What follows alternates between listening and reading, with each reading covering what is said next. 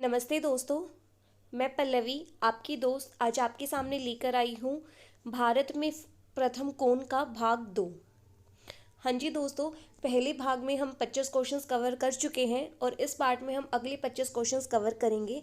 दोस्तों इस वीडियो को एंड तक ज़रूर देखिएगा क्योंकि हर क्वेश्चन से जुड़े हुए इंपॉर्टेंट फैक्ट्स इस वीडियो में इंक्लूडेड हैं और हर इंपॉर्टेंट फैक्ट में से आपको 3 से 4 क्वेश्चंस और निकल जाएंगे। तो इस तरीके से आपके पास सिर्फ 25 क्वेश्चन ही नहीं, उनसे जुड़े हुए और भी बहुत सारे क्वेश्चंस आपको मिलेंगे। तो अप्रोक्सीमेटली इस वीडियो में आपके 100 से प्लस क्वेश्चंस कवर हो जाएंगे।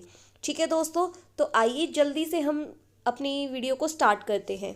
हमारा पहला क्वेश्चन है, भारत का पहला पोस्ट ऑफिस कहाँ पर स्थित है। भारत का पहला पोस्ट ऑफिस कहाँ पर स्थित है? तो इसका सही जवाब है कोलकाता। भारत का पहला पोस्ट ऑफिस कोलकाता में स्थित है और यह वर्ष 1727 में बनाया गया था। ठीक है दोस्तों, इससे जुड़े इंपॉर्टेंट फैक्ट्स देख लेते हैं। पोस्ट ऑफिस का जनक मतलब पिता किसे कहा जाता है? वारेन हेस्टिंग को। पोस्ट ऑफिस का जनक किसे कहा जाता है? वारेन हेस्टिंग को। तो देखा आपने, इस क्वेश्चन में आपके पास 3 क्वेश्चन आ गए हैं। भारत का पहला पोस्ट ऑफिस कहाँ बना? कोलकाता में बना। कब बना? 1727 में बना। पोस्ट ऑफिस के पिता किसे कहा जाता है? वारेन हेस्टिंग को। ठीक है दोस्तों, बढ़ते हम अपने अगले प्रश्न की तरफ। किसी जीवित भारतीय का फर्स्ट वैक्स स्टैचू किसका बना था? कोई लाइव पर्सन जिसका फर्स्ट ऐसा लाइव पर्सन जिसका वैक्स स्टैचू बनाया गया था, तो उनका नाम है महात्मा गांधी जी का। ठीक है दोस्तों, इनसे जुड़े इंपॉर्टेंट फैक्ट्स देख लेते हैं। यह वैक्स स्टैचू कहाँ पर बनाया गया है? लंदन के मैडम टुसेड में बनाया गया है। कब बनाया गया था ये स्टैचू? 1939 में। आज के समय यहाँ पर 250 से भी ज़्यादा वैक्स स्टैचू उपलब्ध है। ठीक है दोस्तों, हमारा अगला प्रश्न है, भारत की पहला विश्वविद्यालय कौन सा है? भारत का पहला विश्वविद्यालय कौन सा है? तो सही जवाब है नालंदा विश्वविद्यालय। इससे जुड़े इंपॉर्टेंट फैक्ट्स देख लेते हैं। पाल वंश के राजा धर्मपाल ने इस विश्वविद्यालय की स्थापना करी थी। नालंदा विश्वविद्यालय किसके द्वारा बनाया गया था? राजा धर्मपाल के द्वारा। कौन से वंश से बिलोंग करते थे? पाल वंश से। उस समय इस विश्वविद्यालय का नाम क्या था? विक्रमशिला विश्वविद्यालय। नालंदा विश्वविद्यालय का पुराना नाम क्या था? विक्रमशिला विश्वविद्यालय, जिसे एक लुटेरे खिलजी ने जला दिया था। एक लुटेरा था उस टाइम पे, खिलजी नामक, उसने इस विश्वविद्यालय, इस यूनिवर्सिटी को जला दिया था। लेकिन अब 800 साल बाद 2014 में दोबारा इस विश्वविद्यालय में पढ़ाई शुरू हो गई है। ठीक है दोस्तों, तो इसमें क्या क्या हमने कवर किया। फर्स्ट यूनिवर्सिटी हमारी कौन सी है? नालंदा विश्वविद्यालय। किसने बनाई थी? राजा धर्मपाल ने बनाई थी। राजा धर्मपाल कौन से वंश से बिलोंग करते हैं? पाल वंश से। नालंदा विश्वविद्यालय का पूरा नाम क्या है? विक्रमा विश्वविद्यालय। इसके साथ क्या हुआ था? इसे जला दिया गया था। किसने जलाया था? एक लुटेरा था, खिलजी नामक, उसने जलाया था। अब दोबारा इसको कब स्टार्ट किया गया है? 2014 में। ठीक है दोस्तों, तो काफ़ी ज़्यादा इंपॉर्टेंट क्वेश्चन है, तो इसको अच्छे से नोट डाउन कर लीजिएगा। हमारा अगला क्वेश्चन है, भारत की पहली ओपन यूनिवर्सिटी कौन सी है? ओपन यूनिवर्सिटी क्या होती है? जहाँ पर आपको रेगुलर नहीं जाना होता है, सिर्फ आपको एग्जाम्स देने होते हैं और आपको सिर्फ वहाँ पे असाइनमेंट वगैरह अपने सबमिट करवाने होते हैं। तो पहली यूनिवर्सिटी कौन सी थी? Doctor BR Ambedkar open university. ठीक है दोस्तों, इससे जुड़े फैक्ट देख लेते हैं। इसकी स्थापना कब करी गई? 1982 में करी गई थी और ये कहाँ पर स्थित है? आंध्र प्रदेश के हैदराबाद में यह विश्वविद्यालय हमारा स्थित है। तो पहला ओपन यूनिवर्सिटी कौन सी हो गई? Doctor BR Ambedkar open university. कब बनाई गई? 1982 में।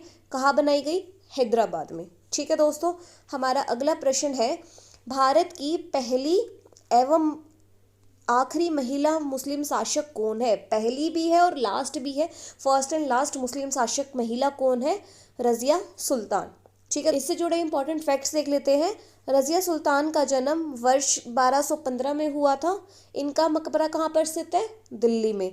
रजिया सुल्तान के पिता का नाम क्या है? इल्तुतमिश। तो इस क्वेश्चन में हमने क्या क्या कवर किया? पहली और लास्ट मुस्लिम महिला शासक कौन है? रजिया सुल्तान। रजिया सुल्तान के फादर का क्या नाम है? इल्तुतमिश। रजिया सुल्तान का जन्म कब हुआ? वर्ष 1215 में और इनका मकबरा कहाँ स्थित है? दिल्ली में। ठीक है दोस्तों, हमारा अगला प्रश्न है, पहले एवं आखिरी भारतीय जो आज़ाद भारत के गवर्नर जनरल रहे। तो इनका नाम है सी राजगोपालाचारी।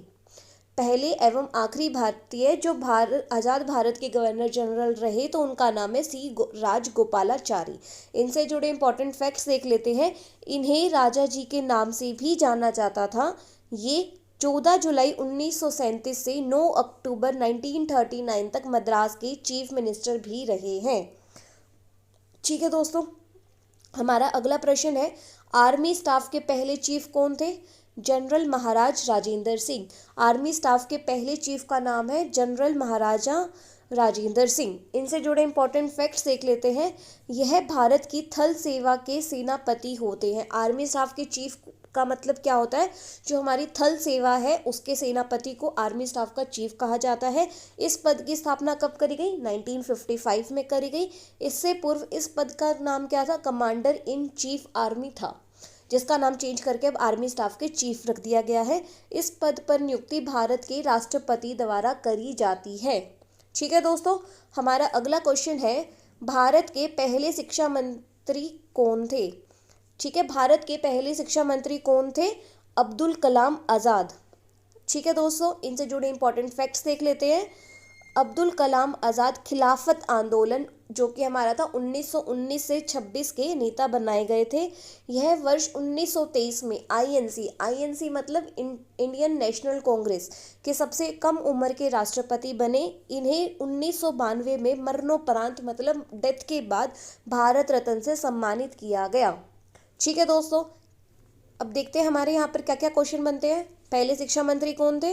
अब्दुल कलाम आज़ाद। खिलाफत आंदोलन कब से कब रहा? 1919 से 1926 तक। अब्दुल कलाम आज़ाद आईएनसी में के राष्ट्रपति कब बने? 1923। आईएनसी के सबसे कम उम्र के राष्ट्रपति कौन थे? अब्दुल कलाम आज़ाद। इन्हें भारत रत्न से कब सम्मानित किया गया? वर्ष 1992 में।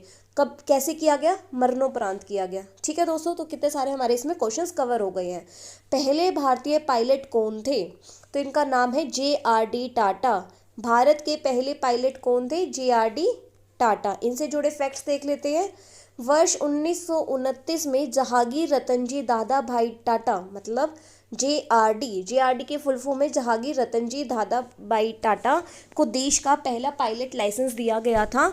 इन्होंने देश की पहली कमर्शियल विमान सेवा कौन सी थी? टाटा एयरलाइंस की शुरुआत करी, जिनका नाम वर्ष 1946 में एयर इंडिया पड़ा।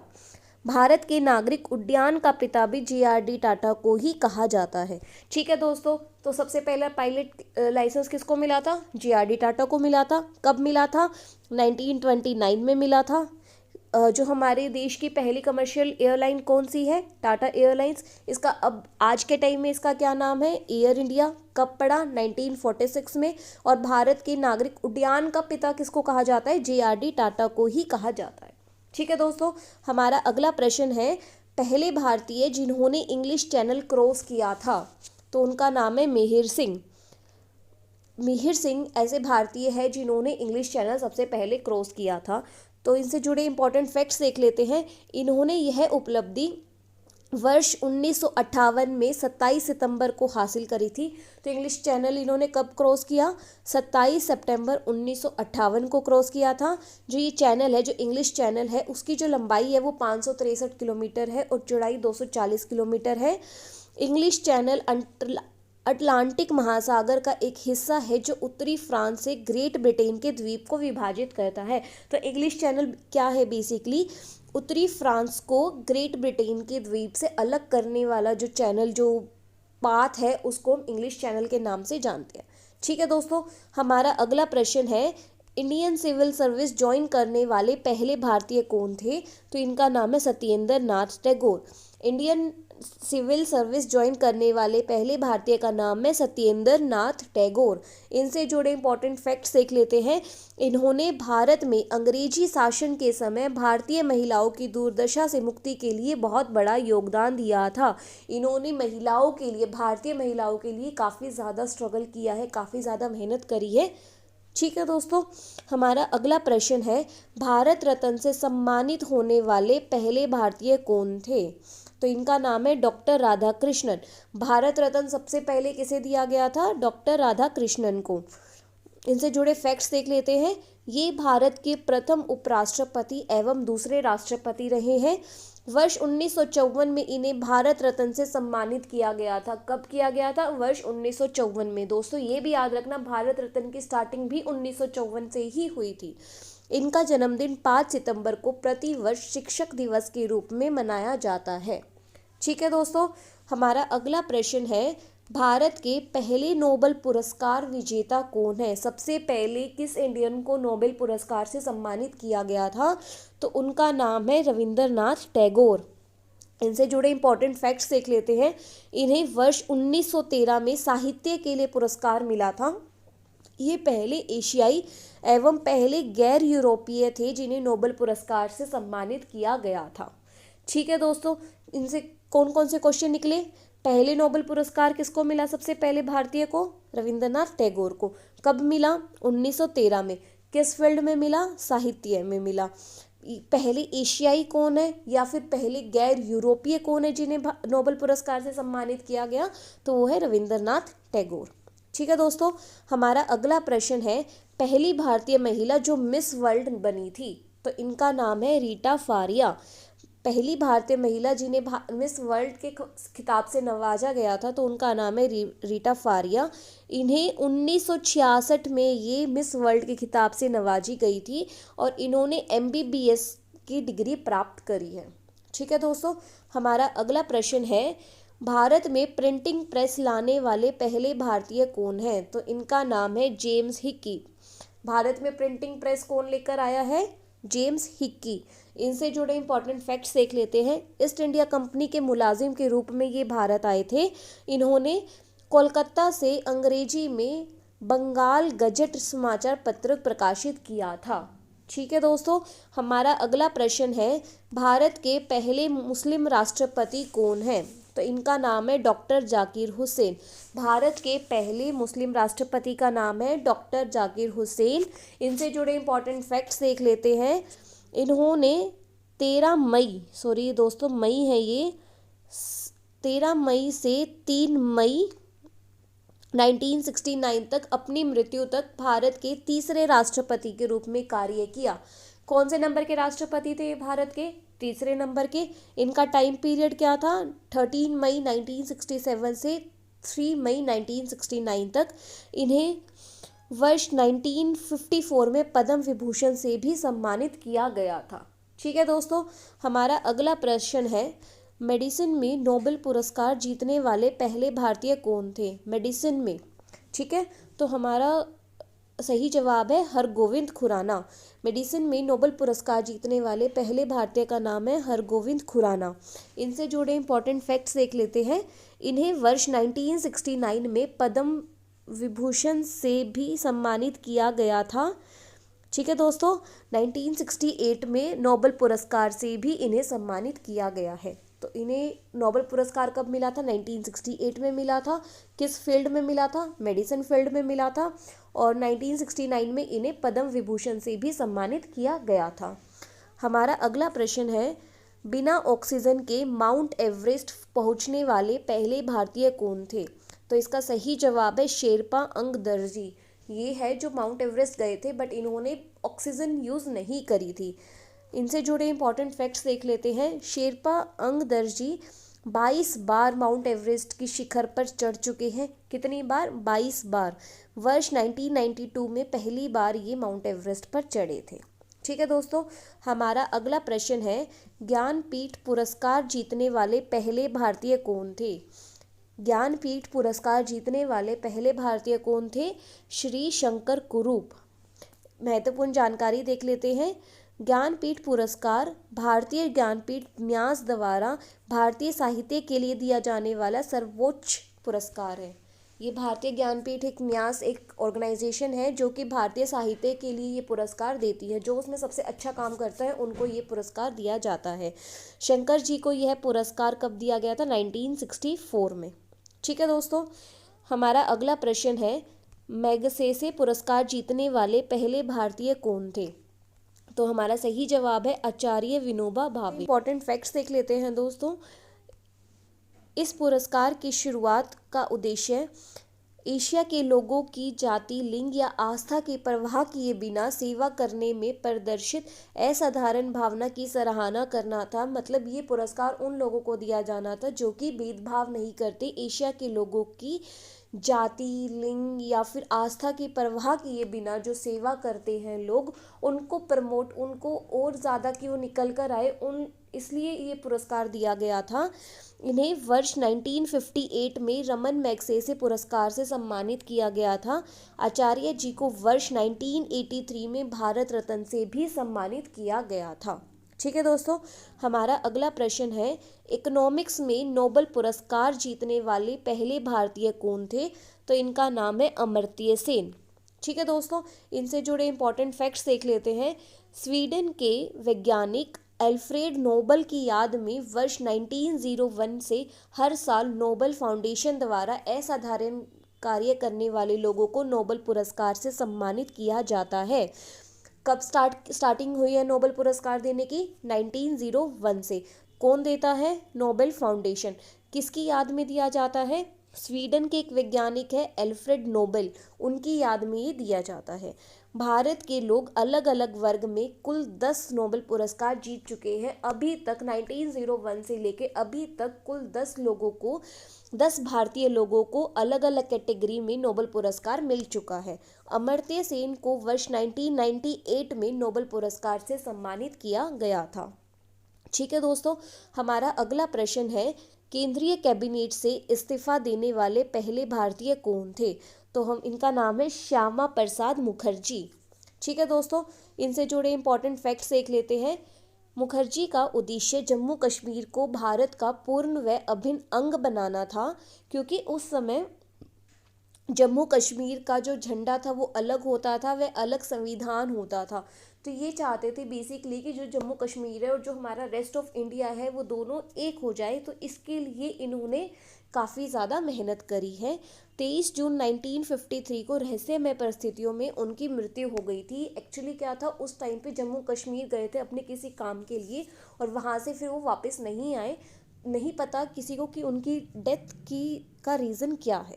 ठीक है दोस्तों, हमारा अगला प्रश्न है, ऑफिस में मरने वाले पहले राष्ट्रपति कौन थे? ऐसे राष्ट्रपति जिनकी ऑफिस में ही डेथ हुई है, तो इनका नाम है डॉक्टर जाकिर हुसैन। अभी हमने पहले भी पढ़ा था इनके बारे में। ये भारत के तीसरे राष्ट्रपति रह चुके हैं और इनका कार्यकाल है 13 मई 1967 से 3 मई 1969। ठीक है दोस्तों, हमारा अगला प्रश्न है, भारत के पहले प्रधानमंत्री जिन्होंने बिना कार्यकाल पूरा किए इस्तीफा दिया था, जिन्होंने अपना टेन्योर पूरा नहीं किया और वो पहले ही रिजाइन कर दिया, तो ऐसे कौन है हमारे प्रधानमंत्री? मोरारजी देसाई। ठीक है, इनसे जुड़े इंपॉर्टेंट फैक्ट्स देख लेते हैं। ये भारत के चौथे प्रधानमंत्री थे। ये प्रथम प्रधानमंत्री थे जो इंडियन नेशनल कांग्रेस के बजाय अन्य दल से थे। नहीं तो इससे पहले जो हमारे 3 प्रधानमंत्री आए, 3 प्राइम मिनिस्टर आए, वे तीनों ही हमारे कांग्रेस से बिलोंग करते थे। तो ये पहले प्रधानमंत्री थे जो आईएनसी, इंडियन नेशनल कांग्रेस से बिलोंग नहीं करते थे। यह एकमात्र व्यक्ति है, ये बहुत इंपॉर्टेंट पॉइंट है दोस्तों, इसको अच्छे से याद करना। ये एकमात्र व्यक्ति है जिन्हें भारत के सर्वोच्च सम्मान भारत रत्न व पाकिस्तान के सर्वोच्च सम्मान निशान ए पाकिस्तान से दोनों से ही सम्मानित किया गया था। अभी तक ऐसा कोई व्यक्ति नहीं है जिनको इंडिया और पाकिस्तान के सर्वोच्च सम्मान से सम्मानित किया गया है। मोरारजी देसाई ऐसे इकलौते इंसान हैं जिनको भारत और पाकिस्तान के दोनों के सर्वोच्च सम्मान से सम्मानित किया गया है। ठीक है दोस्तों, हमारा अगला प्रश्न है, यूपीएससी की पहली महिला अध्यक्ष कौन है? तो इनका नाम है रोज मिलियन बिथियो। यूपीएससी की पहली महिला अध्यक्ष का नाम है रोज मिलियन बिथियो। इनसे जुड़े फैक्ट्स देख लेते हैं। इनका कार्यकाल 23 सितंबर 1992 से 23 अगस्त 1996 तक था और भारत की प्रथम महिला आईएएस का नाम क्या है? अन्ना राजम देश था। ठीक है दोस्तों, तो दोस्तों आज का टॉपिक हमारा यहीं पर कवर होता है। आई होप आपको ये वीडियो पसंद आई है। अगर आपको ये वीडियो पसंद आई है तो प्लीज़ इस वीडियो को लाइक एंड शेयर करना ना भूलें और अगर अभी तक आपने हमारे चैनल को सब्सक्राइब नहीं किया है तो प्लीज़ इस चैनल को फटाफट से जल्दी से सब्सक्राइब कर दीजिए।